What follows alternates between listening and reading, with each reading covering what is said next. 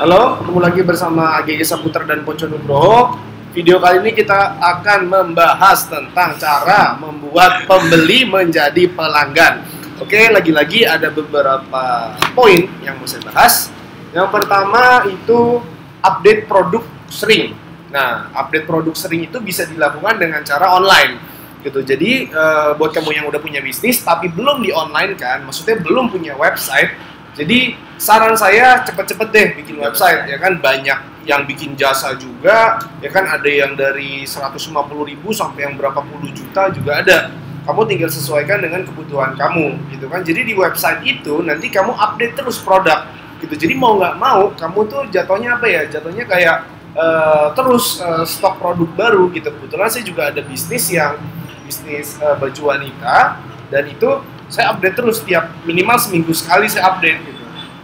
Jadi setiap seminggu itu ada 2 sampai 3 produk baru gitu kan. Kebetulan saya di sini punya konveksi sendiri dan itu terus saya update. Jadi membuat pembeli itu menjadi pelanggan, dia kan beranggapan bahwa wah, ini website update banget nih dibandingin dengan kompetitor yang lain nih. Jadi dengan cara kayak gitu, kamu bisa nge-keep mereka untuk tetap beli di website kamu, tetap beli di tempat kamu gitu. Nah, coba sekarang kita tanya ke Mas Ponco, ada nggak tips-tips tentang cara melawat pelanggan dengan cara update produk gitu. Dengan poin yang pertama tadi, update produk, Cok. Gitu. Buat update produk sendiri kan soalnya kan gunanya kan apa sih kegunaannya buat update produk? Soalnya kan orang kan kalau misalnya udah beli satu barang mungkin dia bakalan bosen dan dia pasti pengen beli yang lain. Contohnya misalnya baju warna hitam, terus dia pengen lagi nyari baju warna biru atau merah gitu kan. Terus kalau misalnya kamu update barang yang kamu punya atau yang baru, tentu tuh bisa menarik pembeli yang dulu akhirnya beli lagi di kamu, sehingga dengan hasil barang yang beda dan kualitas yang bagus dengan menggunakan update yang melalui website, dan dia kan tahu akhirnya dia nggak perlu repot lagi, oh ternyata di sini ada nih produk ini, dan akhirnya dia menjadi pelanggan tetap, dan akhirnya kalau misalnya dia udah butuh apa-apa kedepannya dia kan pasti kontak kamu lagi gitu loh. Oke, jadi tentang update produk itu bukan berarti produk yang itu aja, coy ya. Berarti kayak aksesorisnya, Iya, yang semuanya. tadi lo bilang. Jangan sampai nanti dia tuh ke kompetitor, dan kompetitor itu ternyata Lebih di bagus. website ini semuanya udah ada. Kenapa nggak beli di sini aja? Yang pertama, customer akan berpikir, wah, kalau saya belinya di tempat yang terpisah, yang pertama sayang ongkos kirim.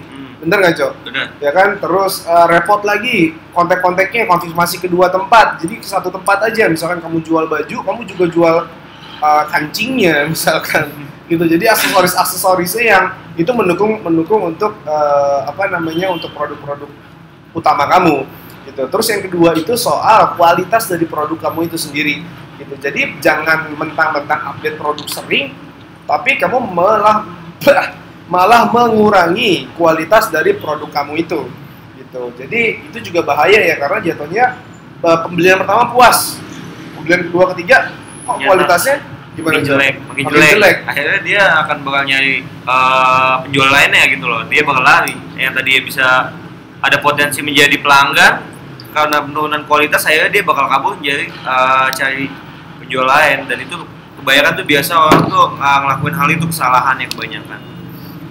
Oke, terus poin yang nomor 3 itu soal customer service dan soal after sales-nya gitu. Gimana, Cok? Ada tips, Cok?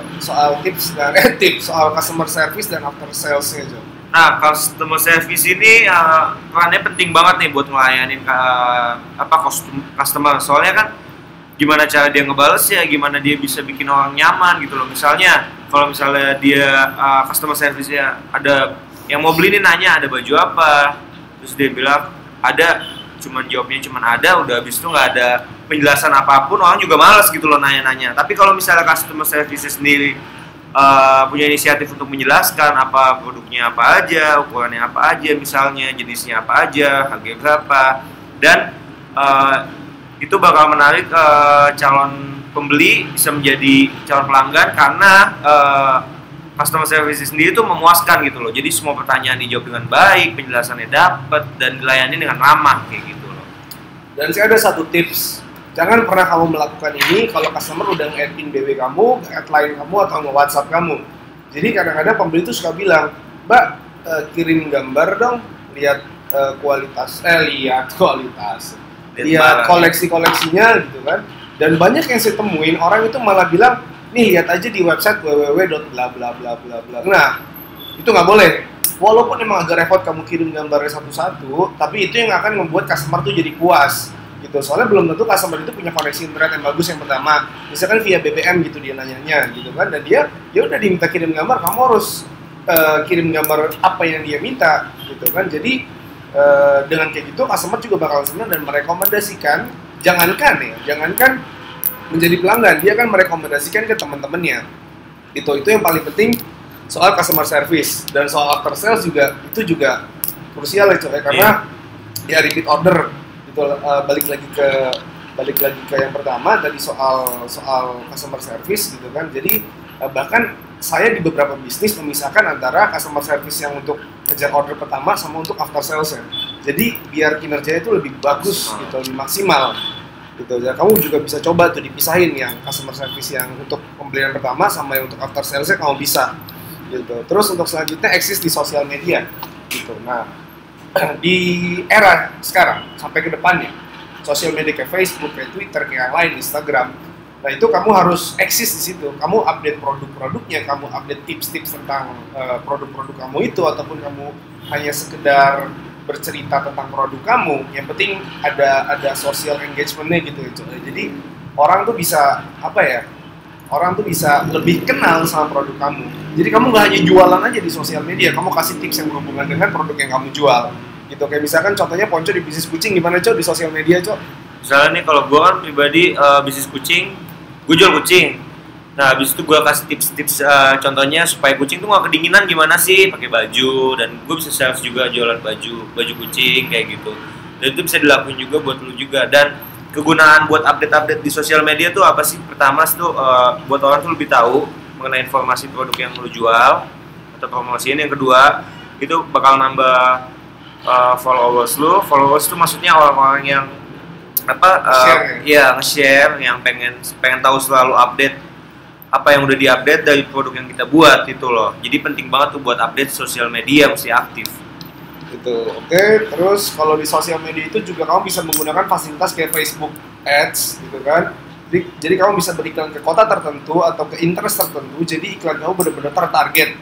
Kamu tinggal googling lah, banyak yang bikin jasa iklan di Facebook, ataupun kalau kamu punya kartu kredit kamu bisa belajar sendiri dari video-video YouTube yang ada di Google, dari video-video yang ada di YouTube gitu. Dan itu kamu bisa menjalankannya sendiri.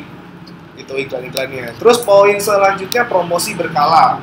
Gitu. Jadi dengan promosi berkala itu akan ngebuat pelanggan itu. Jadi misalkan sekarang kita buat video ini bulan Februari nih, terus kita membuat promosinya tuh pas Valentine, gitu kan? Tak diskon, tak ada produk yang warna pink, tak ada gratis ongkos kirim, tak ada apa. Jadi promo-promo kayak gitu tuh yang ngebuat customer itu jadi lebih tertarik gitu. Dan tapi hati-hati membuat promo. Maksudnya gini, kamu buat promo diskon sekian. Ternyata sebelumnya kamu juga customer kamu tuh harus beli sekian baru diskon. Nah itu kadang membuat customer kecewa gitu. Jadi kalau bisa promo-promonya itu adalah produk-produk baru, bukan produk-produk lama yang udah sering dibeli sama customer gitu. Jadi biar dia nggak kecewa, loh kok hari ini diskon, kemarin saya beli nggak diskon. Nah itu kadang suka menimbulkan pertanyaan buat customer, dan takutnya itu malah mengecewakan customer gitu.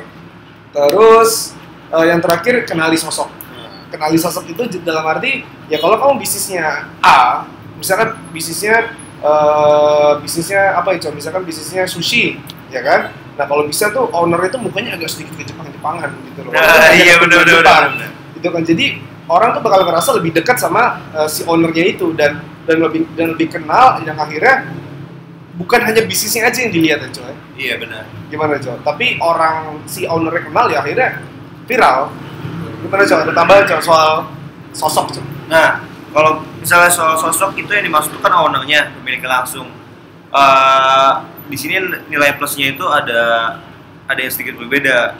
Orang itu, customer itu akan lebih berbeda rasanya kalau misalnya dia itu dilayani dengan ownernya langsung jika dibandingkan dengan pelayan. Nah, dan abis itu kan soalnya kan pelayan itu memiliki keterbatasan. Keterbatasan itu dalam hal takut salah ngomong atau takut salah informasi mengenai melayani customer gitu loh. Sedangkan kalau owner sendiri kan itu kan lebih apa ya, dia lebih bebas buat ngobrol sama customernya. Contohnya gimana sushi tadi makanannya gimana bla bla bla bla segala macam. Terus bisa berinteraksi langsung. Terus habis itu nggak canggung. Kalau misalnya kalau pelayan kan itu masih ada keterbatasan antara apa customer sama pelayannya itu. Jadi sosok itu penting banget, terutama pemiliknya itu yang harus tampil ke publik gitu loh, biar lebih dikenal kayak gitu. Jadi secara berkala juga ownernya juga harus turun ke lapangan ya, Iya benar. Ya kan, nanya ke customer, minta pendapat customer. Kadang-kadang itu yang ngebuat customer tuh suka gitu. Jadi dia datang sekali nih, terus ternyata bulan depan dia datang lagi. Ternyata ide dari dia itu didengerin sama customernya. Didengerin sama ownernya. Misalkan dia bilang, ini kurang wifi nih, misalkan belum ada wifi, tiba-tiba bulan depan dia datang ada wifi. Gitu kan? Bener. Ya terus dia bilang, ini makanannya kurang ini nih, pas dia datang ada menu baru. Ternyata menu itu requestan dari dia. Itu yang membuat customer tuh jadi bangga dan dia bercerita ke orang lain.